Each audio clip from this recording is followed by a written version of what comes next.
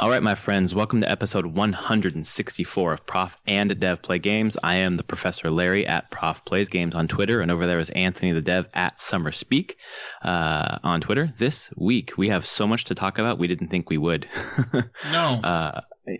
Busy when we didn't think it would be busy, for sure.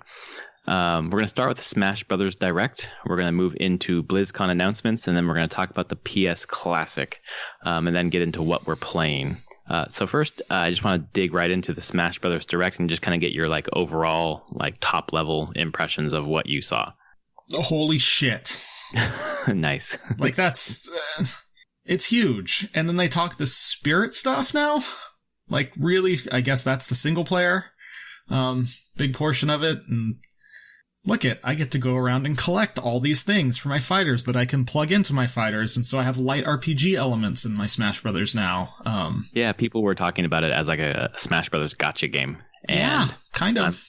I'm fine with that. I like the nods to a ton of different series, ton of different characters that are not in the game. And then it's, like you said, the RPG build-up where you're hooking on materia or whatever to your body to enhance certain things. And it was 4 different rarity levels, just basic and then whatever higher level and all the way to legendary. Yeah. It's a much deeper system than I would expect them to go for. But here we go. I feel like they are really putting, now that we've seen all the fighters and we have all the modes shown, this is essentially a platform now. I would not expect another Smash Brothers game for the lifetime of the Switch. Yeah, absolutely. They're going to keep building onto this. And I assume, in the Direct, they announced their DLC plans. They're going to have 5 fighters, and you can buy each pack individually with the fighter, stage, music, whatever, buy it all together. And it goes through 2020, but I've got to assume there's going to be more than 5 coming up into this game. Yeah, they said 5 for the year. So... Yeah, I guess that's true, because it's through 2019 into the beginning of 2020. Yeah. So it's a year worth of, so we can expect 5 fighters in a year. And none of them are echoes. They're actual new fully fledged out fighters.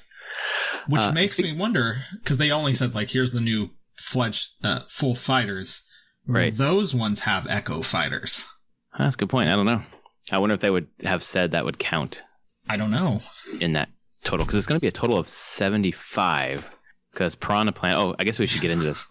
They announced 3 new fighters. The first one was the no duh biggest, the original Echo fighter, Ken. Echo for you. And then we had some Pokemon that you know about and I don't. So I'm gonna let you don't. I just know that it's Incineroar is one of the Sun and Moon Pokemon. I thought he was a starter. No, he's the final evolution of one of the starters. And it's not the starter I chose. Okay. You chose Decidueye or? No, Decidueye or Rowlet is the starter. Mm-hmm. Yes, the owl one. Right. If you choose the cat becomes Incineroar at the end. So, oh, nice. I liked the reveal of Incineroar. I don't know who the fuck this guy is, but I like wrestling, and I know that wrestling's popular in Japan, so it just kind of all makes sense. But I liked his moveset. It was different than other characters. I love that he poses every time. And they're like, no, you can cancel it and just keep going and doing your attacks. But if you pause it, we'll pose after every attack, which is ridiculous. I like the one where he just summons ropes out of thin air and then bounces you off. And it's he has a lariat, and I guess that's a lariat, and then he has a moonsault, and it's just fucking awesome. Really, really cool. And it, obviously it wasn't what people were expecting because of that fake ass leak. But I thought it was awesome. The trolling, I don't know if Sakurai is trolling people, but the third character that they showed after they said that they were done, I was through the roof hyped up for, because it just makes so much sense to have this first of all, it's a weird ass character, but then it just goes back to the beginning of Nintendo or Mario pretty much. And that's the Piranha Plant was announced as an actual fighter. It has little tiny feet under the pipe. It just kind of scoots along. What the hell? That's exactly right. Everyone, I imagine every Waluigi fan in the world just went, fuck, this is in the game and not Waluigi? Yeah, it's happening. Piranha Plant gets introduced as a full-fledged character now. I think it's great. I already pre-ordered the amiibo. I want it. It just makes so much sense in terms of a historical, just kind of nod to Nintendo. in terms of a fighter, it makes no sense, but that's fine. Its moveset looks crazy. It's different. That's the thing. So Kin is totally Echo Fighter, but then you have Incineroar and Piranha Plant are very distinct new fighters. Their movesets are way different. What they're doing is way different. Just in general, you're like, oh, okay, here's two very creative fighters that show you that we have a lot of room where we can still make interesting things with a 75-person roster. Right. It's just a testament to how much he's working, and I know that he says he needs a break, and he definitely does. But the way that they can just infuse all these characters, just a variety of characters with just enough differences to just make everything so interesting. And the reveals, I know some people were down on like the order of the reveals, kind of just for some people ended on a low note with like King K. Rool and Ridley kind of leading off or whatever. But I think throughout, like every single reveal has been really exciting for me. And there's just so much new stuff in this game that I don't know. I think it's great. I'm not disappointed at all. And certainly mainly because the two people that I really wanted was King K. Rool and Simon Belmont, and they were already revealed. So nothing else could be revealed, and I'd be happy about that. Yeah, there was none for me that was like, oh, they have to do this. So, again, at this point, when you have 75 different characters, it's hard to say who I'd care to be there or not. There's already enough characters in there that I like. So, it's almost like what else could you want? I know there are people who want. I'm sure, like everyone now dreams of just all the different characters they could see in there, but come on, they're not like, it's not like they're like skimping you on characters here. No, 75, that's more than any other fighting game ever, I think. It's insane, but I did love how it starts out with it's the original 8? Yeah, the original 8 from the 64, which like brings me back because how many hours we spent playing that game with those 8, and then obviously you unlock the other ones, Falcon and Ness and whatever else, but so that with those 8 characters, who are you starting with? I can't remember. Was Jigglypuff one of the 8? Or just I don't think so. I think Jiggly was I think I have to start with Link, or it's either Link or Samus would be my original. I'm starting with Samus. Yeah. I have to get Jigglypuff, of course, and then I have to put people to sleep and smash them. That's what happens. I remember when we started playing, did Travis choose Link or did you? No. I don't know. No, Travis chose Link, you chose Jiggly, Greg chose whoever, and then I chose this robot looking thing. I was like, oh, it's pretty cool. I had no idea who Samus was at that point. But that's the only person I played with. And I like her moveset, even though she's not, I don't think high tier, maybe B tier or whatever. But I don't really play competitively. Speaking of that, there's a lot of single player content in this game. There was the spirit mode you were talking about, where you can unlock a bunch of stickers and whatever else to enhance your character. But also there was that the adventure mode, the World of Light. That's totally separate, right, from the spirit mode? I think so. I thought maybe it was part of how you got spirits as well, too. I could be wrong, though. Like, I do feel like they didn't go into very clear definitions of what was where in the game. Just that there is this adventure mode, the World of Light, and you're unlocking things there, and fighters, maybe spirits, and then there's also spirits you can get through gacha stuff. So, I don't know. Like, I don't know how it's all blended together, but the adventure mode things looked pretty fun. Well, like that overworld map where you're like doing a bunch of stuff on the map to get to different places. That I feel like you were using characters that aren't part of like the 75-person roster. That looked another way to bring in other franchises and characters and things like that. That trailer was pretty cool too. The opening. I actually haven't seen it. There are some really funny jokes in there. Really nice. I'll have to watch it because I was commuting to work, so I was just listening to the YouTube version. So I actually haven't seen anything except for the trailer for Incineroar, Ken, and then Piranha Plant. No, the opening was pretty exceptional. Just know that the character who starts it all and survives everything is Kirby. Yeah, I saw that on Reddit. Of course, it's Sakurai's game. Of course, it's going to be Kirby. Yep. Oh my god, that's crazy. But just looks like there's some meaty single player stuff. More than I've, certainly more than I got in Wii U or the 3DS version. They went back when you look at it. They did a lot of showing of like the hand. Mm-hmm. the bringing Master Hand, bringing that kind of stuff back, making those references to, well, the first game was like, what if your toys and these characters came to life and fought, and kind of playing on that again. It definitely feels like they're going back to the roots of the series in a lot of ways. Yeah. Well, it's just thinking about how much there is to unlock. Like I really, like you said about the opening 8, I really enjoy that part, and also the gacha thing where there's just so much to kind of grind for and go for. I know that people are upset about the trophies being gone and them being replaced by those, spirit swatches or patches or whatever, but I don't know, it just makes sense in terms of the development time and how much time they have to do, how much they have to make in this short amount of time. I don't know. I cannot wait to get my hands on this game, and I'm buying the bundle. Absolutely, just going to buy the whole thing and then just get those 5 fighters as they come. And I don't even have a clue. I don't think they even know who those 5 are going to be. Oh, at this point, they probably know, or at least think so? I think they probably have a finalish list. I would say that there's probably some that could swap in and out towards the end of like the year, but I'm pretty sure they have probably the first couple locked in. Right. It would make sense for me if the 5 fighters were kind of big, like some of the big ones they wanted to put in that they didn't, because that sells the DLC basically. Yeah. If Banjo and Kazooie is not one of those 5, I will. I don't know what I'll do. I'll think of something. I don't want to say eat my hat because I don't want to actually eat a hat, but I will think of something. Okay. Because it just seems so right. I was hoping they would be announced at XO 18, but it seems unlikely. Oh. We'll see. We'll see if Microsoft and Nintendo can come to some form of agreement. Yeah. But who knows? Could always be complicated. But they're right next to each other up here. They could literally walk across the street to each other.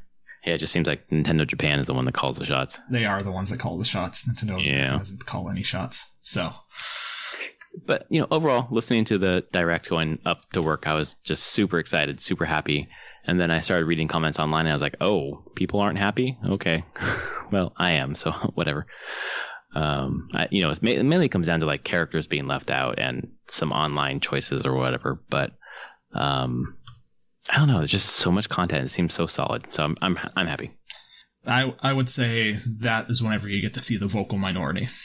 Yeah. Because I'll be honest, most people are probably going to be majority are probably going to be very happy with the game. Yeah, absolutely. And yeah, of course, it's going to stink if your character's not there, but that you really wanted. Right. But there's 75. There's 75. And it's every character that's come before that's ever been in the game, plus some extras. So. Right. I understand though a little bit with like if you want a certain character and then you've got like Link and Toon Link and Young Link. Yeah. But whatever. I guess they all play differently. They all play differently. Well, Link's popular. Yeah, sorry. That's true. And it's Nintendo. Right. It's Nintendo's character. So that's why we got Piranha Plant. Yeah. Oh my god. If it's Piranha Plants in there, I can't imagine what else they could throw in there. Dry Bones? Oh, they'll just start doing enemies now. Oh yeah. That'd be Thwomp. Cool. Well, the Thwomp is going to be the assist trophy this time. I know, it's an assist trophy. Yeah, it's pretty cool looking. Playable Thwomp, though. Come on. That would be great. All you can do is smash down. That's all you do. Or fall over. Smash down, jump up, come down, and fall over. Yeah, that sounds good. Done. Oh, man. So, yeah, I was super excited. There's no more directs for Smash before it comes out. It's coming out in a month. It's just... yeah.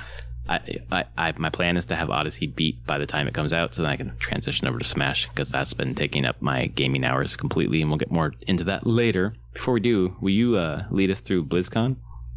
What about BlizzCon? Actually, give me 1 second. Before you go to BlizzCon, I do want to read out a key for a game. If you're new to our podcast, every once in a while we'll give out keys to games. They're usually PC keys. So I want to give out one here. It's for a game called Portal Knights, and it's HAFT3 XV2V8 B9LJD. So that's a code. Get you Portal Knights on Steam.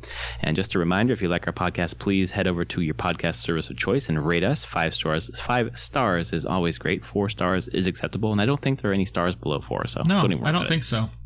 It's weird how those rating systems work. It's I know 4 or 5. 4. Yeah, weird. So why don't you tell us about BlizzCon? So let's start with positives. like just straight general like positive vibes. They showed off new Overwatch hero. I have not watched the trailer. This is Ash, right? Ash, leader of some gang. I don't play Overwatch, so hard to... Leader of some gang. Yeah, who has backstory with McCree, I think. Yeah, that makes sense. Yep. Which seemed to get a lot of positive buzz there, I think. Her character looks great. Yeah, I think Overwatch people generally like new characters, so that went over well. Another big thing they announced was Warcraft 3 Reforged. Being done by their, I think it's their Legacy Games team. It's the same team that does things that did the StarCraft HD. Oh yeah. They have a separate team in the company that handles legacy games. So any of the old Warcrafts are in there. I'm pretty sure, StarCraft 2 are considered legacy games. I know Diablo 3 is considered part of their legacy games now. Diablo 3 is because it came on 12. Yeah, I mean, it's just there isn't a dedicated the Diablo 3 team. There isn't a straight Diablo 3 team. Oh, it got moved to Legacy, and so the Legacy team is the one that has a division part of them that does seasons and adds whatever content that needs to be done there. But that happened a year ago.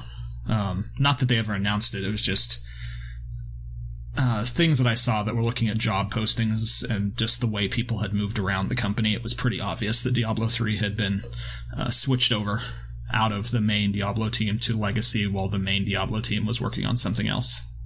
Something else. Yeah, that was not announced because what got announced and seems to have pissed off a huge part of the internet is Diablo Immortal, which is a mobile game being developed by NetEase. So it's not even being developed by the Diablo team. Right. So there's one thing I've got, because I have to parse through the anger and the drama around this. Mm-hmm. So I can understand being disappointed. I can't understand people getting mad going like, well, this is stupid. Why are they spending time on this and not Diablo 4? What? They're not. NetEase is developing this. Right. They do have a team developing some other Diablo project. Let's be honest, it's Diablo 4. And that's just not ready to show it. So this is not splitting that team. It's not taking resources away. Right. And we should also note NetEase signed a big contract with Bungie. With Bungie for bringing not Destiny, post Destiny. Whatever. Oh, that's so once Destiny ends, right, when they're done with their 10 years at Activision contract, which I think is actually going to be pretty soon. Like, I think they get one more game, maybe. But they have what's Bungie doing next? NetEase did a very long contract with them, a lot of money, which is probably how they got hooked up into Activision, Activision Blizzard, and as far as I can tell, that's why they're essentially doing this Diablo thing. So I don't understand. I understand people who don't understand dev getting freaked out because they're like, what are they doing? Why are they doing this? I'm like, this is not impacting Blizzard. They are literally just letting someone else make a game with that brand on mobile, most likely to hopefully be successful in Asia. I think that would be NetEase is an Asian company, Korean company. Right. That's kind of their thing. I think they would like to get that brand more popular in Asia if they could. So there's that, which I'm like, okay. But on Blizzard's side, they lost control of the message completely. Absolutely. This was blew up in their face. Yeah, I do not understand how they thought this should be on stage. Right. Doesn't matter. Just put this on a web announcement a couple weeks ago saying, yeah, this is happening. We'll have something to show. You can play it at BlizzCon. We'll do a QA about it. Move on. Well, this isn't a big thing, but this is what we're doing. This is a side thing that's going on.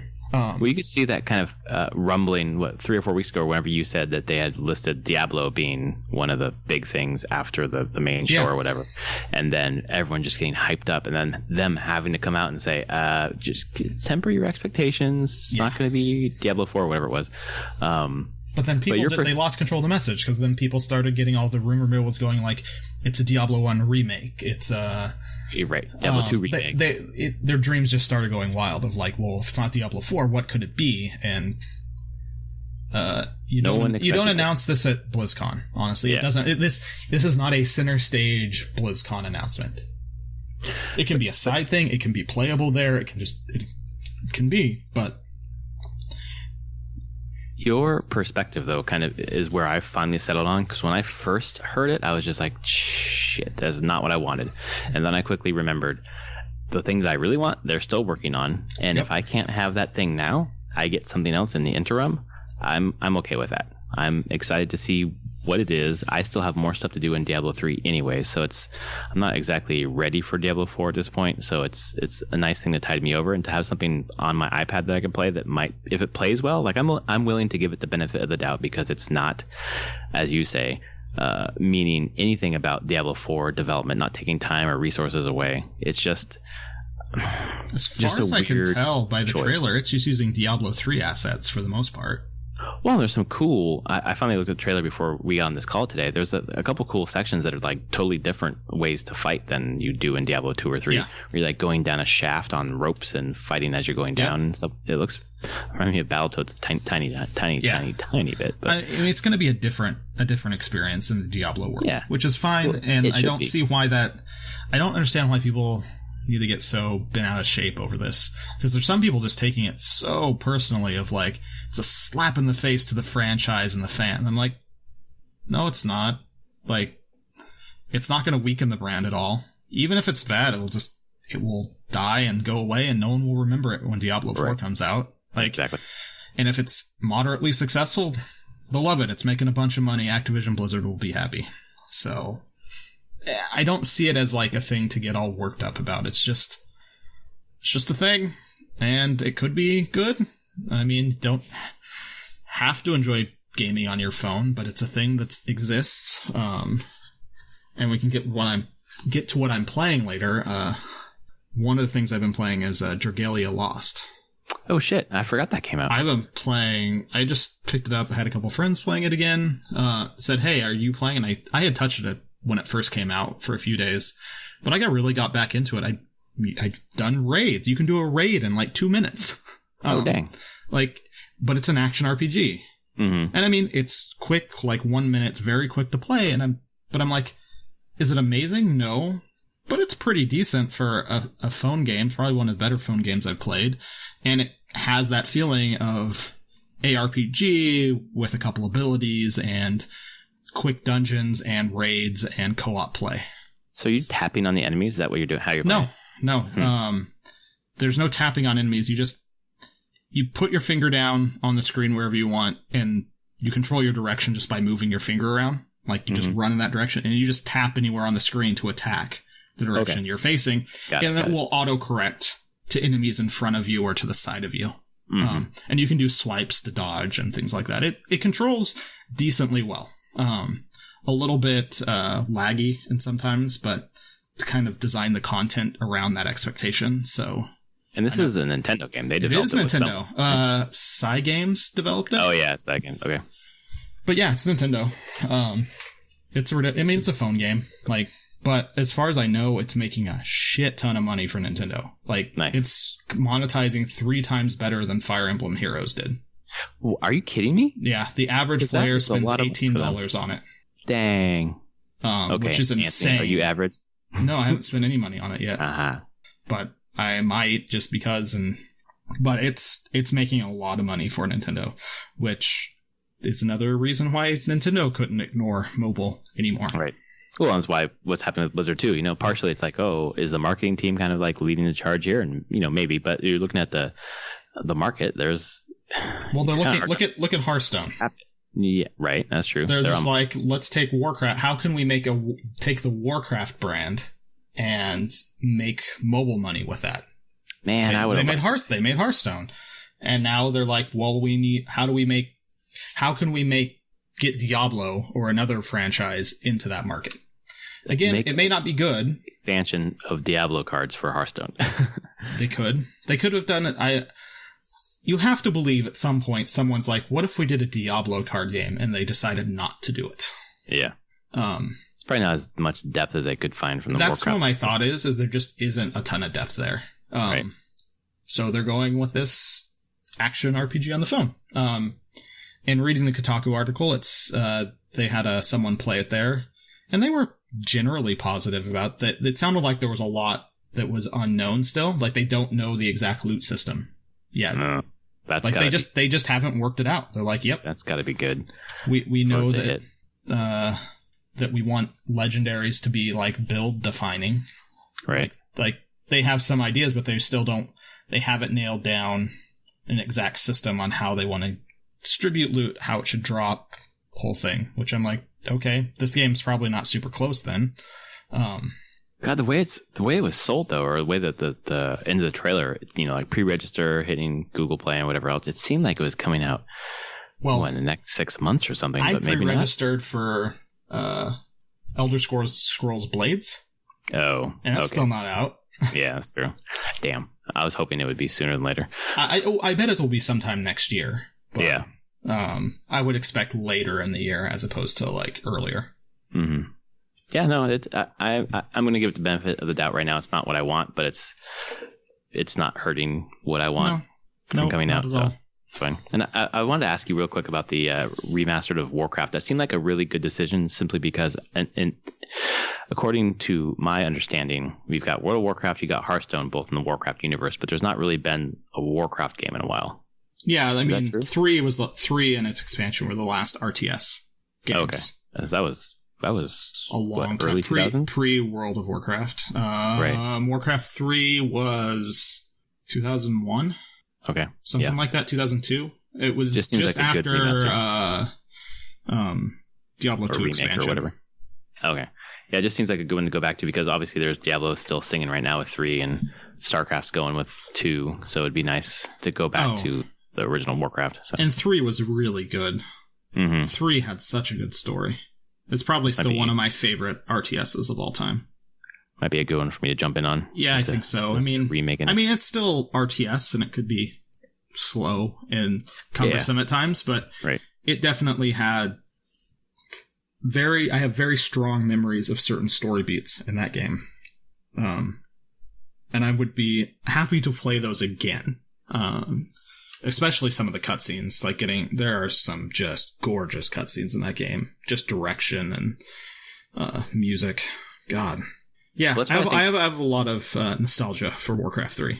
Well, that's why I think it was a good choice over Diablo 2, even though I desperately want Diablo 2 remastered, is that there's not really anything like Warcraft 3 right now, whereas there's a lot like Diablo 2 right now. So it just makes sense in terms of the market. And you gotta say that the entire Dota genre came out of MOBA genre, I should say, came out of Frozen Throne expansion for Warcraft 3. It was a mod for a long time. That's correct. So. Speaking of that genre, Heroes of the Storm got a new hero as the first original hero. I don't know shit about that game, but I know that everything's from their properties except for this new character. So I didn't even notice. What was it? It was Ophelia or something, or Ophelia. Just an original character, and because everything else is like their properties. Yeah. So that was kind of cool. Yeah, Orphea. There we go. Okay then. I've played a little bit of Heroes of the Storm. Yeah, me too. Just to test it out, but I don't really get that stuff. So not my gaming. The 3 lanes and whatever else. I just don't. I played some games and I had fun, but it was just so big that I didn't really know what I was doing. Yeah. And I knew it would take a long time to get to the point where I knew what I was doing. Yeah, that makes sense. Well, I think we only have one other thing to go on the potential disappointment side of things. For BlizzCon or for the next story? Next story. Yeah, so we're going from really good to mixed bag to what the fuck just happened. So PlayStation Classic, they released all the game titles, and you were a PlayStation kid. I was not. So I looked at this list and said, I don't really know a lot of those games. Or maybe they're good, maybe they're not. What is your opinion of this? Oh, I think this list sucks. I canceled my pre-order after. I just do not care. Yeah, I did too. I've played a bunch of, don't get me wrong, so let's go down. Battle Arena Shinden, fine. Cool Borders 2? Really? We were really wanting a snowboarding game? Like, cool. I remember playing a bunch of Destruction Derby, which wasn't a great game, but it was there. I actually remember playing a lot of that with Greg. We just smash cars at each other. That's a great tagline for this box. Not a bunch of great games, but they were there. Yeah, that's what it is. I mean, Final Fantasy VII, the original Grand Theft Auto. I mean, that's great for a historical standpoint, but I don't really consider them great games. I don't even know what the hell Intelligent Cube is.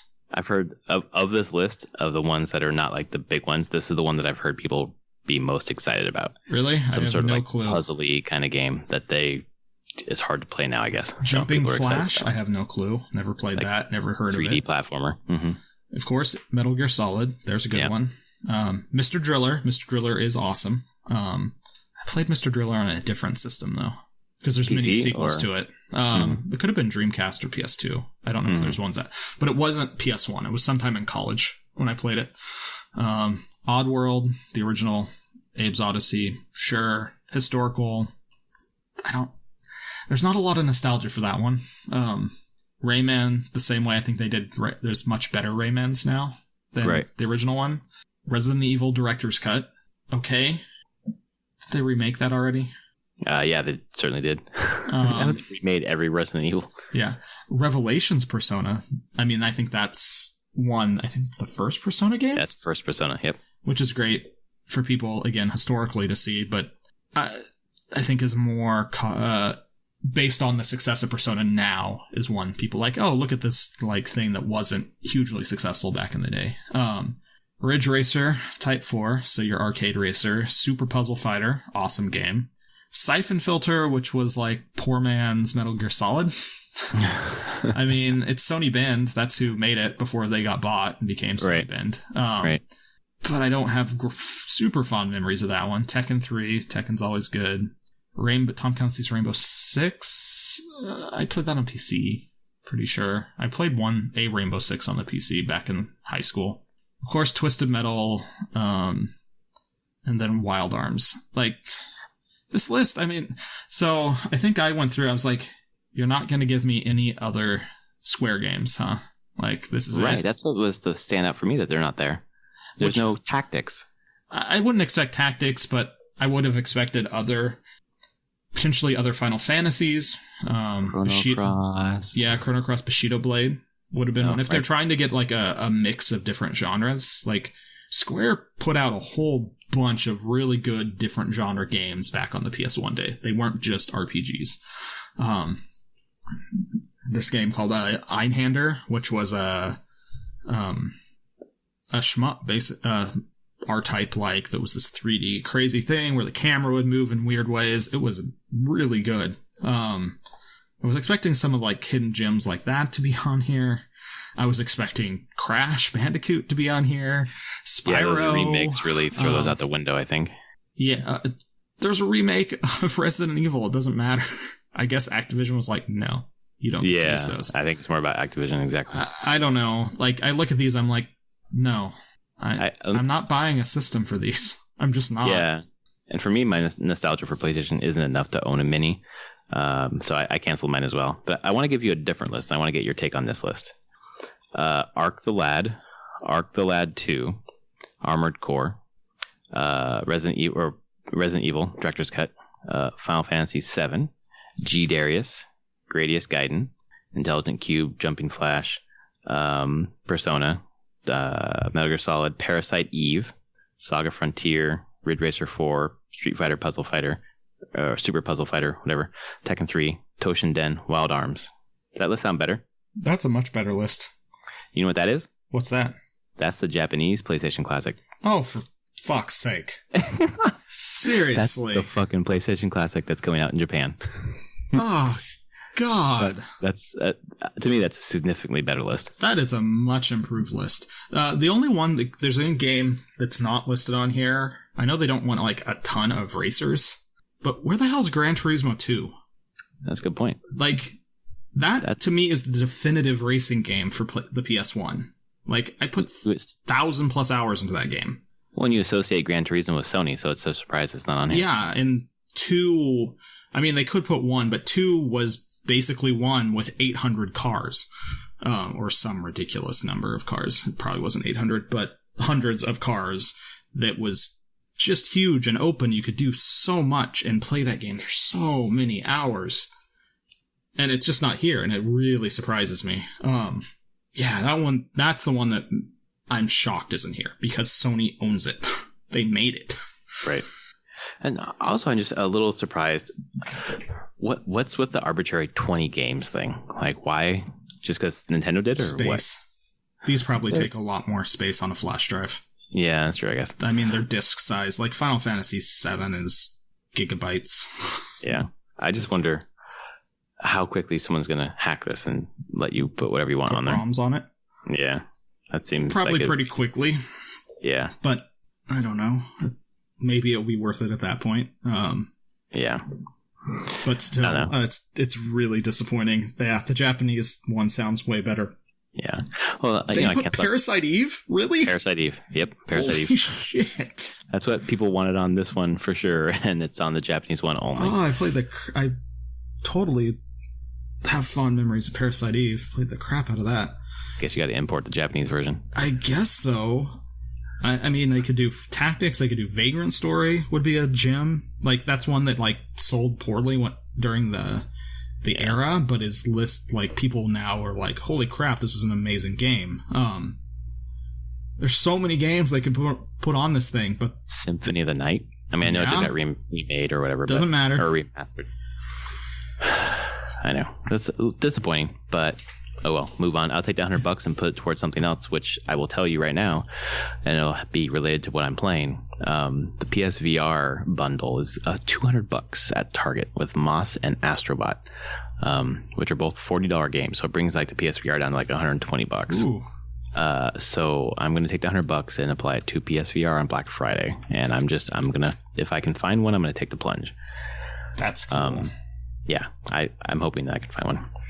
And then I'll tie into what I've been playing. I'll let you know in a minute. Okay. But anything else on the news before we move on to I think that's it. Okay. So that awkward segue, I'll continue with it then. I don't know if you've got a chance to download Tetris Effect demo. That's only for this weekend. Dude, do you like Tetris? Somewhat. Are you a Tetris fan? I think everyone... It's hard to say I dislike Tetris. Does anyone dislike Tetris? I don't think so, but there. What I'm asking is like, is it like, have you played multiple versions? Do you like kind of seek out Tetris every once in a while? No, I don't seek it out. The last version I did play was probably a decade ago. Okay. We were playing it at PopCap in our big office. Like, some version came out and we played a bunch of it. Well, this one is fucking phenomenal. It is so good. It's great. It's Tetris, so what could you change about it? Nothing. It's Tetris. It's just the effects around it. Like the name is so good. The music, like everything, like just like how you playing, turning the pieces, or tetronimos or whatever they're called, flipping them around. Like, it all adds to the music in layers, and as you get further and further, it just like layers and layers more of the music. It starts like really quiet, and then like adds different instruments, and then music or singing, and it just gets more richer the further you go. And then as you it's like a journey. There's like a single player campaign where you're like going from like node to node on this map, and it's like more intense, faster or whatever. Okay. But the backgrounds, the particle effects, like it's built for PSVR, and you can play it flatter in VR. It seems like it would be astounding in VR, but I played it tonight, and I was just I don't know what it was about it, but I was just like in the zone. Everything else melted away, and I was just like, I was in Tetris, and I haven't felt like that with Tetris in a while, because lately it's been like the Ubisoft kind of like glossy, shiny kind of Tetris. This has got some layers on top of it. It's by Mizuguchi, the guy who did Luminous, and the effects around the Tetris stuff going down, the music just brings it to another level that I have not experienced with Tetris, and it was so fun. I just hopefully I can get my hands on a VR and get that game, because it's been a pretty good experience. That's crazy to think that Tetris is the must-have game for VR. Yeah, I don't know if it's I don't know how many people have gotten their hands on it in VR. I think I've actually heard people seen say a couple people. Like, I've seen... When was it? It was sometime around E3, because they showed it at E3, I believe. Like, people could play it. Yeah, definitely. And I definitely started seeing articles about it saying it was incredible. It's fucking incredible on a flat screen. Yeah. It is so, like, if whoever's listening, if the thing is still up, like, it was supposed to go through Monday. If you haven't played it and you like Tetris, check it out. Because I was just like, oh, it's another Tetris, whatever. But I decided, it's free this week and I'll give it a try. And it was astounding for a Tetris. Like, it's Tetris, but the way that they've done it is maybe my favorite version of Tetris that I've seen so far. And I played quite a few. And I've only played this one a little bit, but it just, what's there, and then thinking about it being in VR, it was trippy as hell. It was really, really good. I imagine people who like to get high and play video games are probably going to like this in VR. But it's, even if you're sober, it was pretty fun. So I played that a bit. And then obviously the rest of my gaming time, I'm at 37 hours into Assassin's Creed Odyssey. Of course, spoilers if you haven't played this game for a little bit here. But I've got to Naxos, where Marini met my mommy, and then kind of doing some missions for her. I've just headed over to Paros right now to rescue some guy from this huge fort. And the first time I snuck in, I just popped right onto his cage at the very top of the quarry, and I was like, oh great, I'll just release him and then just kind of climb down the rocks and get out of here. No, he doesn't climb down rocks. No, so he doesn't. He does not. Which makes sense in terms of the design of the fort. You have to get through it. So as you let me know that you're ready tonight, I was about 3/4 of the way through killing everyone in the fort to get him out of there. And just it's been easy for a while because I'm better at the game. My abilities are strong, but like when I'm facing like 7 or 8 or 9 people in a row and just like kind of strategically playing out like when I'm going to use which ability, switching through abilities mid-fight, building up my adrenaline and using it, and then obviously mercenaries coming in the middle of the fight. It just made it so intense that it woke me up, which was great because I woke up at 3:45 this morning with my baby and the time change, and it was real rough all day. So it was just, that fight it was adrenaline pumping. But I've been enjoying following the main quest. I'm trying to do some side stuff and then a couple side quests, come back to the main quest, go back and forth. I'm at level 30 right now. And just at Naxos. I'm not sure what level you were when you got there. I don't even remember. Yeah. Around that dish? Maybe mid-30s, but not too much higher. Well, because I remember people complaining that there was one part in the game where like you couldn't go on to the next mission until you were level 32. And I never hit that. Yeah, I must have already done enough other stuff. Either. But I didn't... That's weird. I didn't feel like I ever was seeking out grinding stuff. I just kind of got caught up in side quests, like bigger side quests that gave me a bunch of levels, and then I accepted pretty much every bounty I could just from the boards, and they just completed as I was doing my normal tasks. Like I never went out of my way to complete them. It's just, taking out forts. You will kill a lot of archers, and sometimes you have quests to kill archers. And then you get like an entire level from that quest. Because those give you a bunch of experience. A ton.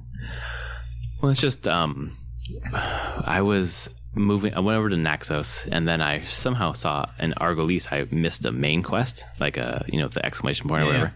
So I fast traveled back over there to do it. And I was like, I can't leave until I do this main quest. Because when I was in Argolis, I was going up against, what was her name that I hate? The woman who's basically taking babies. Yeah. Crises, whatever it is. Yes. So it's the part where there's a baby in the temple and she lights it on fire, and then I save the baby. And I don't know if you can choose not to or whatever. You can choose not to. You can? Oh, geez. I did not, but I did look it up that you can choose not to. I wonder if that's an inflection point in the story as well. I think you can, if you don't save the baby, you can kill her right there. Oh, okay. Because she escaped, and I was like, okay, maybe I'll see her later in the story. So that wrapped up, and then I it basically was like prompting me to go to Naxos to see Marini. So I was like, okay, I'll go there. And as I went over there, I looked back at Argolis just to make sure there were no more main quests, and there was another one. I was like, oh, okay, that's weird. I guess I missed that. I'll go back. And there was one about like getting rid of snakes in this bath, which was fine. Yep. But then the second one was, it ended up with going and killing Creases, which I almost left behind. So that was honestly so satisfying. You would definitely come back to it if you wanted to kill the cultists. Yeah, exactly. So I wanted to follow the cultists, but if I didn't, I could have left it and kept going after Marini, I guess. Yeah.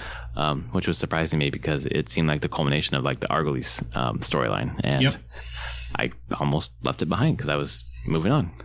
So I was glad I went back. But it just the choice, the variety, like I can just do anything I want anytime, and I don't have to do everything. I like clearing out the forts, but to be honest, like I don't like to clear them all out. It's just over and over again, just kind of a little repetitive. So it's just offering everything I need, and then I can leave what I don't and keep going on. And I have plenty of experience and levels, and I'm at the point now where Ikaros is jumping in fights and pecking up people while I'm fighting them, which is really fun. I assume that's because I've hit a bunch of synchronization points or something like that. I think so. I think that's when it kicks in. Right. So, yeah, been playing that. I'm looking forward to, in the month of November, beating the main storyline at least before Smash comes out. So that's my game. Yeah, hopefully I'll do it. If I put 36 hours into it in October, I think I can probably finish the game in November. Yeah, let's hope. No platinum for me, though. Yeah, so we can start with that. I'm at 96 hours, 97 hours total playtime. I think I beat it at 94. 93 or 94. So yeah, I finished it, killed every cultist, and then finished the family storyline and finished the mythic storyline. So all that's done. And then I have done some trophy cleanup. I have one more to get, which is the undersea locations. And does it tell you how many you've completed already, or no? No. That's annoying. But you know, there's. I have a map online. It shows where they all are, and I'm going to start from top right and go to bottom left, and just makes sense. Go through all of them. And I've hit a bunch already that were as I was just doing my playthrough. So, right. I will say the uncovering the entire map thing. There was one obnoxious piece to that because I had uncovered everything. I was like, why isn't this popping? Like, looking at my map, I'm like, I've uncovered everything. There's there's a super little tiny island. Oh no. Super little tiny thing, like offshoot of, I don't even remember what island it is, that has no dock, no nothing. Like, there's nothing there, but you have to step foot on it. Because you have to step foot on every single piece of land, right? Maybe? I don't know. Like, it definitely felt like some of the small islands were just auto-filled, like, whenever you got certain sections. Because it's not every piece of land. So, like, many places have all the different areas fogged or warded off, so you need to touch all those areas. Right. So, like, most places have, like, 4 or 5 at most. Some places only have, like, 2. So there's just this one it was just this super, like, tiny island, maybe 100 meters across. Damn. And I just needed to jump off my ship and go. That was the last one I did. That's what got me the trophy. Took me forever to figure out, like, as I'm just scrolling the map going, like, what isn't uncovered here? Did that. I'm super happy about that game. I loved it. I loved how it ended. It was great. I'm super excited for kind of what's coming next from it. And I will platinum it. I just have to figure out when I'll platinum it, but I'm in no rush at this point. I can just work my way through these zones and finish up that last trophy. And they have a new quest, which I think is what the new achievements are tied to. New trophies. Yeah, one of them is. The second one is not. It's still the thing that's coming. It's like level 34. The story must go on, or the play must go on, or whatever it's called. The Greek Tales or whatever. Yeah, it's a Greek tale about Leonidas, as far as I know. I think it's great because it's giving you a reason to come back to it for people who have beaten it, like you, before the DLC drops. And I guess keeping people from trading it in or moving on to Red Dead or whatever. Yeah, I mean, that's pretty much a guarantee that any big AAA game is going to have this now. Because there's so many games coming out. They need to trickle content out to keep people thinking about the game. Right. Games are platforms now. Like almost no AAA game is not a platform. Well, and they've got plans to ride this out through all of next year. So there's got stuff like this coming out. Yeah. Along the way. So yeah, I mean, I've put some time into that. My gaming has been all over the place this week. I've just been bouncing. I picked up Magic Arena again. I've been really getting into that. Like, not doing like a ton, but usually playing for like an hour a day. Just unlocking new decks, because you can unlock a deck a day. So just doing whatever little quest it is to unlock it, playing it, getting used to the fact that it's Magic. You lose a bunch of games in Magic. Right. It just, you lose about half your games. It's just how it goes, because it's very... There's skill based on like how you build your decks and everything, but there's a lot of luck in the cards you draw and what you see. Because you don't see a lot. You 60 card deck. In most constructed games, you'll see maybe 20 of those cards. Like, so you just have to get used to the fact that that's Magic and you just play. But games on this can go really fast, and I've been having a lot of fun with it. I unlocked just some really fun decks to play. Just really well-crafted, pre-constructed decks that you can modify. But they've been just fun to play and just have a good time with, and with little drawback not to just be like, yeah, I'm going to play the Merfolk deck, or I'm going to play the Vampire deck. Sure. That's nice that it does that. When I think about Hearthstone, for example, it has like the recipes basically, but then I'm always missing cards in this. They give you so many cards in this thing. Like, they give away cards like candy. Holy crap. Because when they give you a deck, it's not like they give you a deck that's like 4 copies of a bunch of cards. It's, even if it's like one of the staple cards in the deck, they only give you 3 copies of it. So you still need to hunt down that 4th copy if you really want it. But you do get to add all those cards to your collection, like when they give you the deck. Mm-hmm. So your collection just grows naturally from that. Playing game, and then they usually tie quests once you get that deck. The next day, your quests are kind of tied to, like, let's say I unlocked the white-black deck. They have a quest that's saying, play 20 white spells. Mm-hmm. Okay? And then they have another one that once you unlock that deck, your main quest switches to play 40 white and white or black spells. Right. So just play the deck. The deck that you just unlocked, just play it. And then we'll reward you with card packs for playing. Is this game still in beta? Yeah, it's open beta. Yeah, okay. That's right. Anyone can download it and play it now. And I highly recommend it. If you like Magic and card games, they've done a lot of improvements to it. I still think the onboarding is a little rough in getting people up to speed and how to play it. But once you get into this point of the whole game is unlocked, you have to play like 3 or 4 games to get all the modes unlocked. Then you just start unlocking decks every day, every other day, and you just get all sorts of fun combinations and cards, and they show you a lot of different mechanics.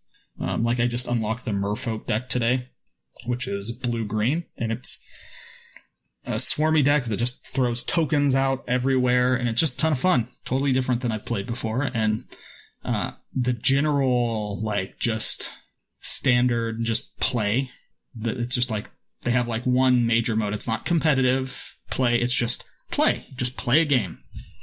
And you just face all sorts of random stuff in there. Other pre-constructed decks, people that have made stupid crazy things, people that made stupid strong things that you just get crushed by, but it doesn't really matter. You just play and it's all over pretty quickly.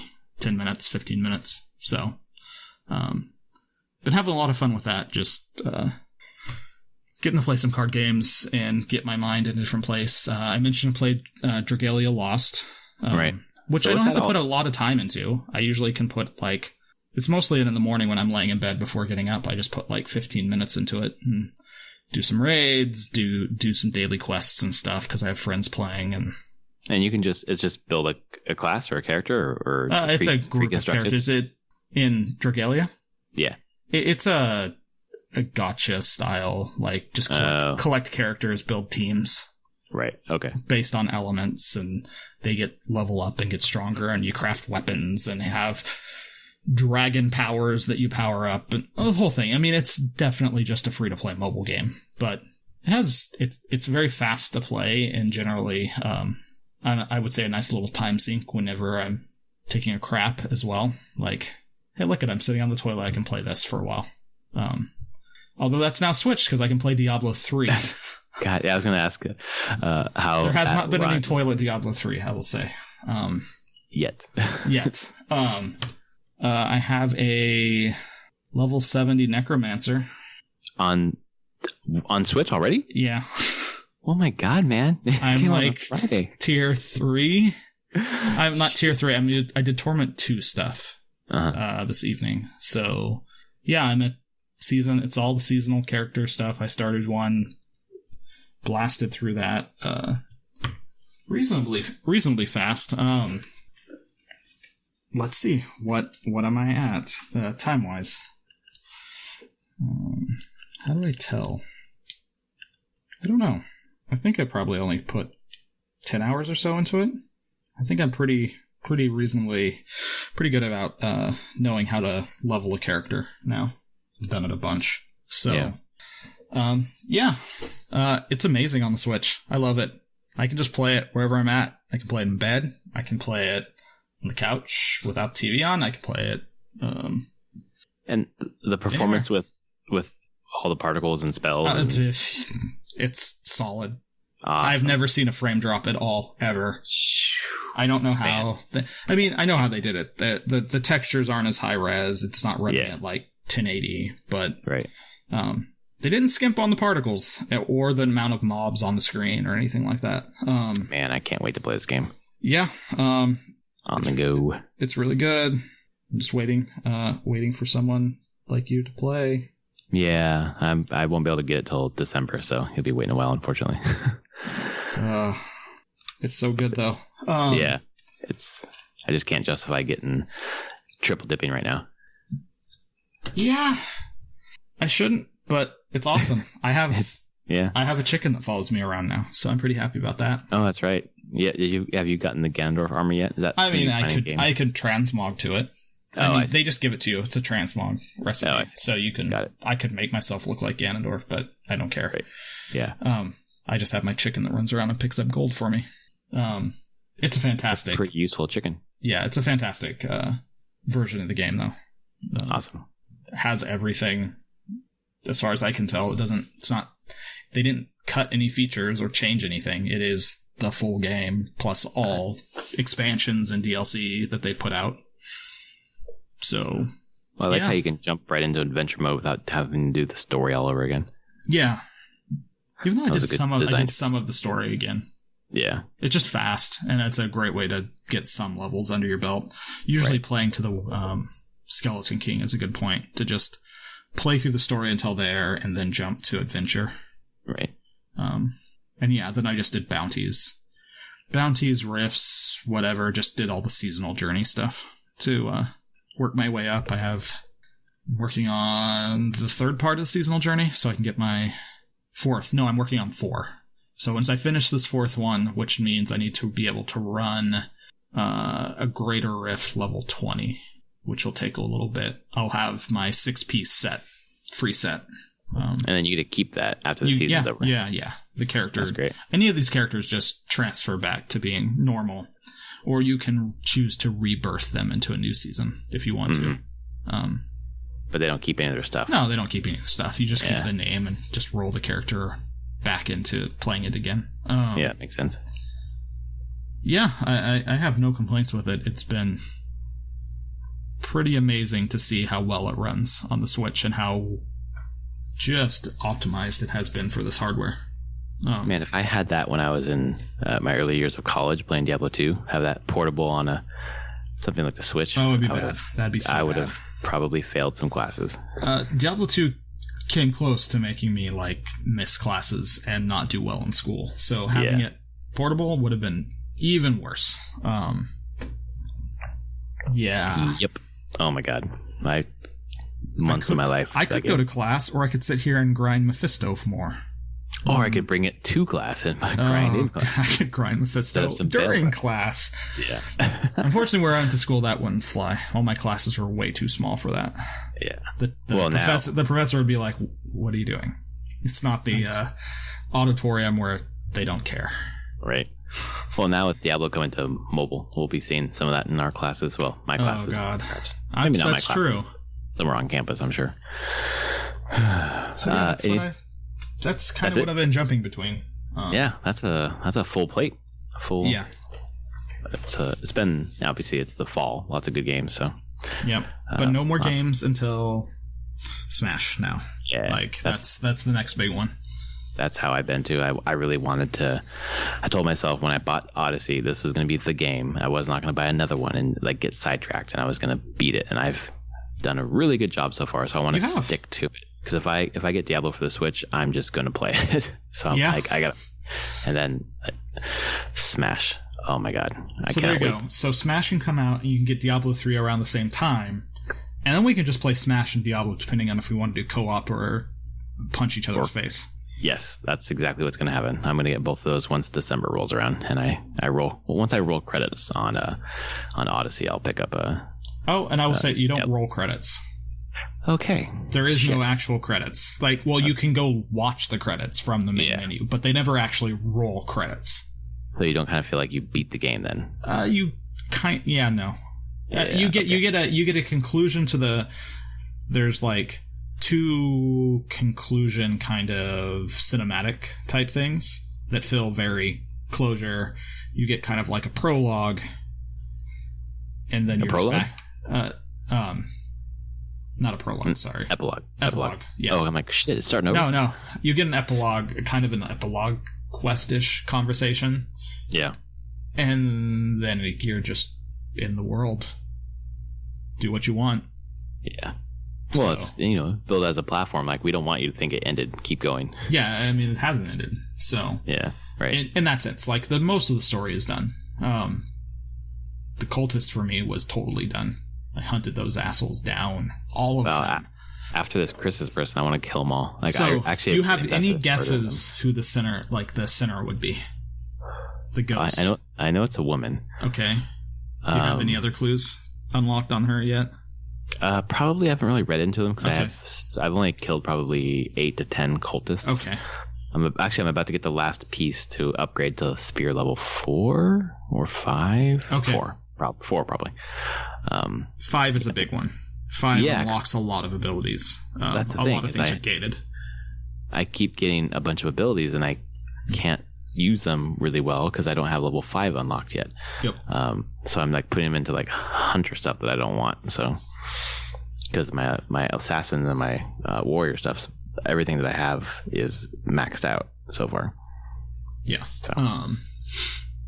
So yeah, I'm curious whenever you'll start having some guesses on that one. Because I guessed what it was probably a little bit after where you're at. I started doing a pretty big cultist hunt, kind of where you're at, because I wanted to get to level 5.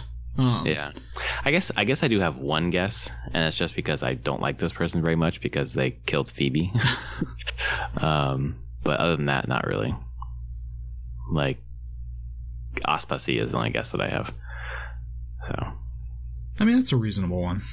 I won't say yes or no, but it's a reasonable one to. It's just because she just drove me nuts with that whole Phoebe thing. So it's true. But other than that, my first guess you went through that whole section. Oh God. With Phoebe and going back to Athens. Yep. Yeah. I like that part where you go back and it's like you have nothing else to do but this one quest. Go. Yeah, and Athens is throw bodies on the flames and all that stuff. Yeah, is not a happy place. No, I like that. I like kind of changed the tenor of the game and that the place where you were. And I don't know if Athens comes back later where it's just like how it was before. I don't think it has. I think it's still this dire place, but a little bit. I mean, it's not how it was before. Yeah, you do go back to Athens. You do other things in Athens, but it's it's different. Yeah. Now it's permanently changed. That's good. I like that when that happens in games. Yes. Yeah, you have a lot to look forward to. I will tell you that. Oh, I feel like I need to look on the Ubisoft Club. I feel like I'm about like 50% through the story, maybe. I think so. I think you are. You're doing the stuff with Marini. And there's a number of things more to do there. So. In Naxos? Well, you'll have to finish that. I think you'll have a few more hours on Naxos and getting her convinced to leave and everything to go with you. And then once you do that, then you have I would say, you're about a half to 2/3 through the story. Nice. I don't know exactly where you'd fall in there, but somewhere in there. There's some big beats after that still, and I do recommend doing the mythical creature stuff. Okay. It's kind of I would say you're missing out on a huge part of the story if you don't do it. Are you talking about the 8 beasts, or you're talking about the Minotaur and things like that? Yeah, those. There's 4 of them. I will 1,000% do those. Well, you'll get a thing when the Marini stuff will lead you to kind of getting those quests in the first place, but you don't have to finish them to beat the family storyline. Right. But I would recommend finishing them to get a conclusion to generally the overall game storyline. Because it's like The Witcher, where if you don't do certain things along the way, your ending's different, right? The family storyline definitely is different, but basically the mythical storyline piece, the 4 beasts and stuff, and then doing the stuff that you have to with those, doesn't tie into the family storyline. It's a separate thing, but it is heavily ties into Cassandra's storyline and that character. Cool. And it feels like a conclusion to her character's story. Nice. So, and then people can totally miss it, and I'm like, man, if you miss this, you're missing a huge chunk of the emotional payoff of this game.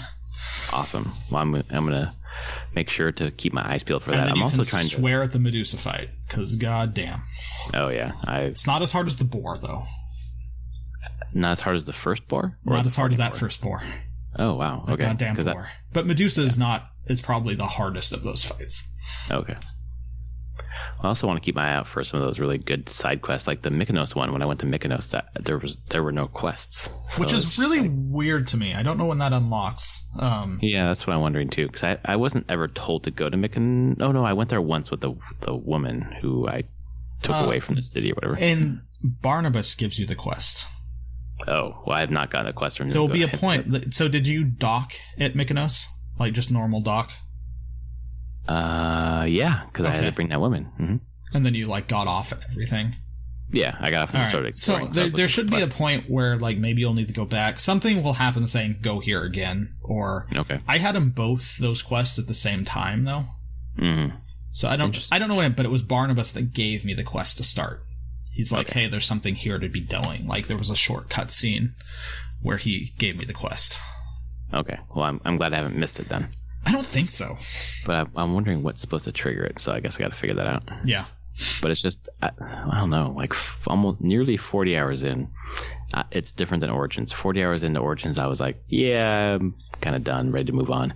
This one, I'm nowhere near done. It just feels so fun every time I boot it up. Yeah. I want a solid 6 hours to just sit and play this game, and I obviously in my life cannot do that right now.